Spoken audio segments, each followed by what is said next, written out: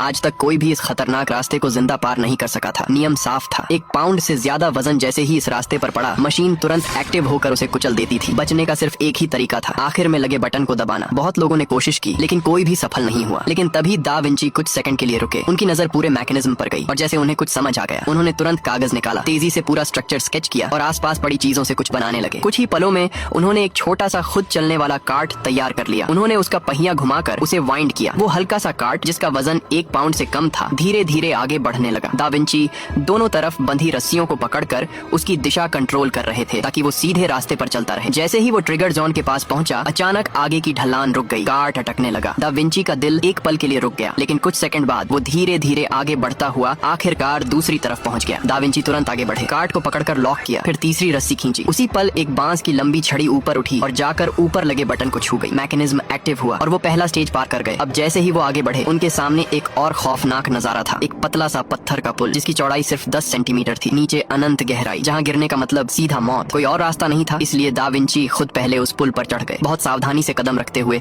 वो आखिर तक पहुंचे। वहाँ एक त्रिकोण आकार का लोहे का दरवाजा था जिस पर कई की होल बने हुए थे। उन्होंने तुरंत समझ लिया कि रानी के पास जो चाबी है वही इसका हल है। बिना देर किए उन्होंने चाबी बीच वाले छेद में डाली और घुमा दी। लेकिन अगले ही पल उनके पैरों के नीचे का पुल सिकुड़ने लगा। मतलब उन्होंने गलत चुनाव कर लिया था। अब वक्त बहुत कम था। उन्होंने खुद को शांत रखा और दोबारा ध्यान से की होल्स को देखने लगे। हर एक पर अलग अलग नक्षत्र बने थे। उन्हें याद आया कि यहाँ के लोग सूरज की पूजा करते हैं। उन्होंने तुरंत सूरज वाले निशान में चाबी लगाई, लेकिन इस बार पुल और तेजी से सिकुड़ने लगा। समय हाथ से निकल रहा था। तभी दा विंची की नजर पैटर्न पर गई। हर लाइन प्राइम नंबर के हिसाब से बनी थी, लेकिन कुल गिनती 100 होनी चाहिए थी, जबकि एक नंबर गायब था। उन्होंने तुरंत अपने साथी से कहा कि उन्हें कसकर पकड़ ले। फिर वो खुद पुल के नीचे उल्टे लटक गए। दोनों हाथों से पत्थर को पकड़कर वो तेजी से नीचे की तरफ टटोलने लगे। कुछ ही पलों में उन्हें एक छुपा हुआ छेद मिल गया। बिना समय गंवाए उन्होंने चाबी उसमें डाल दी। अचानक पुल सिकुड़ना बंद हो गया और खतरा टल गया। लेकिन जैसे ही वो तीसरे स्टेज में पहुंचे, एक नई मुश्किल सामने खड़ी थी। लोहे के दरवाजे के दोनों तरफ एक एक त्रिकोण आकार का की होल था, लेकिन चाबी सिर्फ एक। अगर एक बार भी गलत जगह चाबी डाली तो सीधा मौत। सब लोग वहीं जम गए। कोई समझ नहीं पा रहा था क्या करें। तभी दा विंची धीरे धीरे पीछे मुड़े। उनकी नजर उस चमकते हुए गोले पर टिक गई जो उनके पीछे रखा था, मानो उसी में अगला जवाब छुपा हो।